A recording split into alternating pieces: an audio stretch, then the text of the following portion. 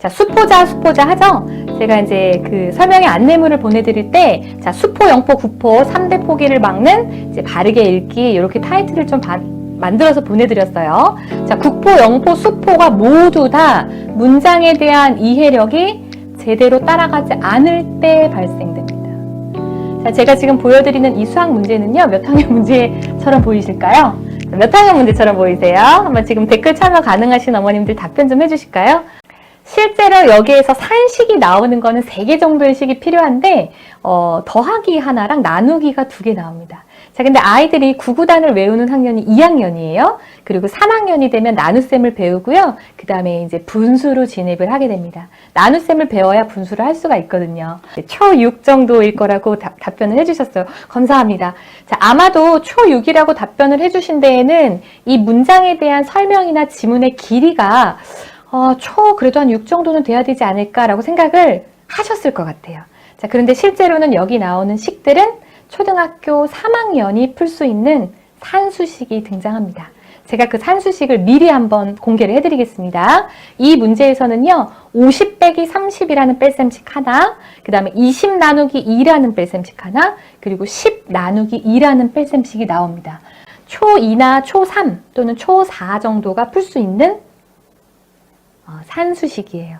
자, 그런데 50 빼기 30, 20 나누기 2를 못해서 이 문제를 못 푸는 것이 아니라는 거죠. 왜냐하면 이 문제를 읽고 여기에 필요한 정보들을 내가 수집해서 그거를 산수식으로 만드는 게 안 되는 게 문제입니다. 한번 이 문제는 제가 같이 짚어드려 볼게요. 자, 보시죠.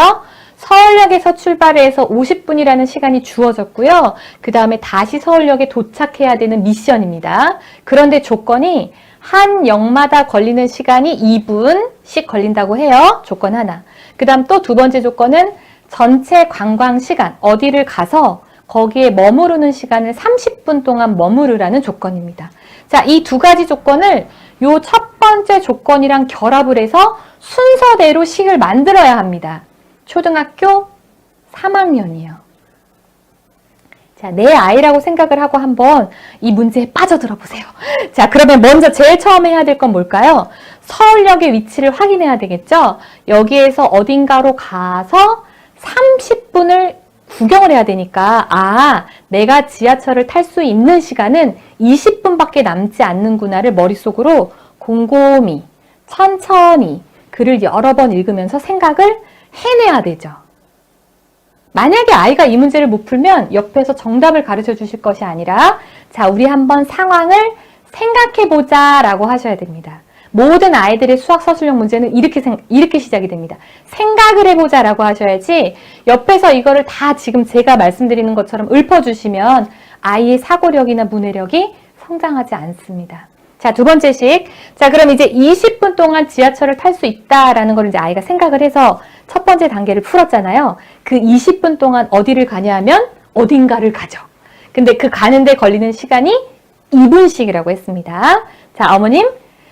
곱셈은요, 더하기를 빨리 하기 위한 확장 개념이고요. 나눗셈은 뺄셈을 같은 수를 거듭해서 여러 번 뺄 때 이것을 이제 빨리 셈하기 위한 약속이 나눗셈입니다.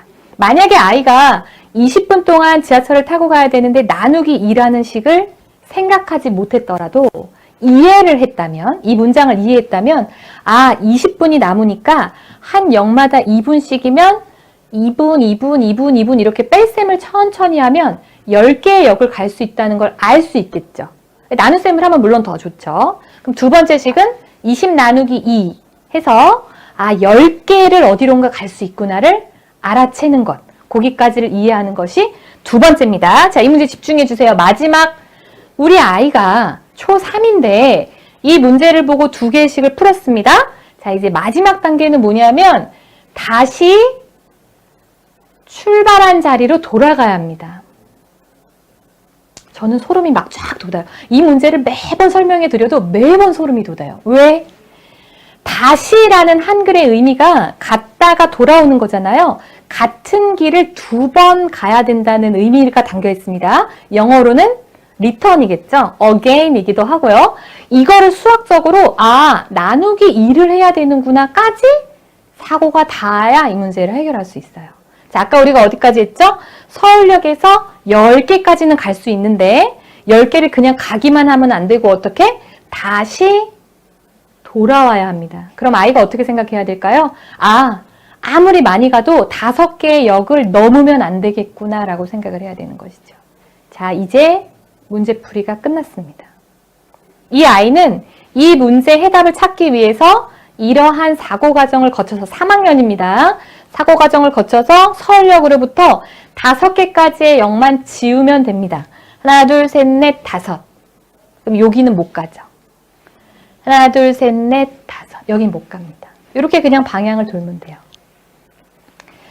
자, 어떠신가요? 이 문제는 제가 만든 그런 그 예시 문제가 아니에요. 이 문제는 교육과학기술부 수학교육 선진화 방안으로 대한민국 교육청에서 초등학교 3학년 정도 되는 덧셈, 뺄셈, 곱셈, 나눗셈을 할 수 있는 10살짜리 아이라면 이 정도의 문해력을 갖추어라 라고 만든 예시 문제예요. 섬뜩하지 않으신가요? 자, 지금 아이한테 학습지 막 밀어 넣으시면서 문제지 막 계속 갈아치우시면서 산수 더 빨리 해, 곱하기 틀리지 마 이렇게 말씀하실 때가 아니란 말입니다. 아이한테 최대한 글을 많이 노출시키고 특히 그냥 동화책, 뭐 그냥 만화책 이런 것이 아니라 학습적인 글을 아이들이 천천히 여러 번 읽으면서 이 의미를 스스로 생각할 수 있는 경험을 3학년 때부터 해주셔야 됩니다. 안 그러면 분명히 힘들어요. 아이들이 공부를 하기가. 더더구나 코로나 시대에. 자, 다음 것도 한번 보시죠. 제가 아까 말씀드린 초등학교 3학년 문제부터 수포자가 발생되기 시작합니다. 초등이 36.5%, 중학교 46.2%, 고등학교 60%입니다. 수포자 막을 수 있습니다. 대신 어머님께서 아셔야 돼요. 우리 아이의 문해력 교육이 지금 10살부터 이렇게 중요하구나.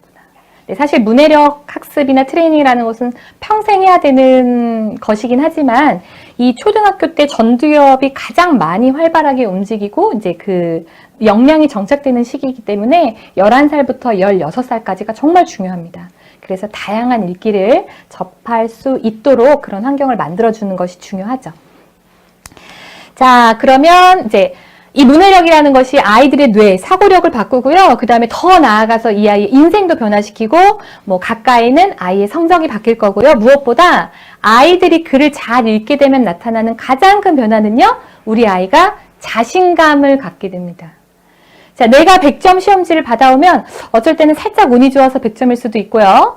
어쩔 때는 찍었는데 이렇게 살짝 이렇게 벼락치기를 해서 바로 직전에 했던 공부가 나와서 100점일 수도 있죠. 운이 좋아서 찍어서 맞았을 수도 있지만 아이가 문해력이 좋아서 글을 점점 더 잘 읽게 되면 스스로가 알게 됩니다. 내가 더 똑똑한 사람이 되었구나.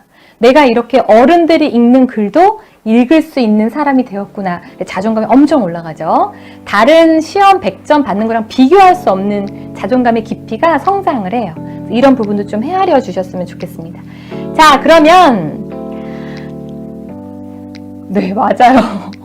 예시 문제 보니까 문해력이 그냥 이렇게 어떻게 있다 보면 아니면 학년이 높아지면 저절로 이런 게 절대 아닙니다. 체계적인 훈련이 좀 필요합니다. 자, 지금부터는 어떻게 하면 이 문해력을 특히 학습적인 독해 역량을 체계적으로 키울 수 있는지를 제가 좀 차근차근히 솔루션을 제안을 해드려 보겠습니다.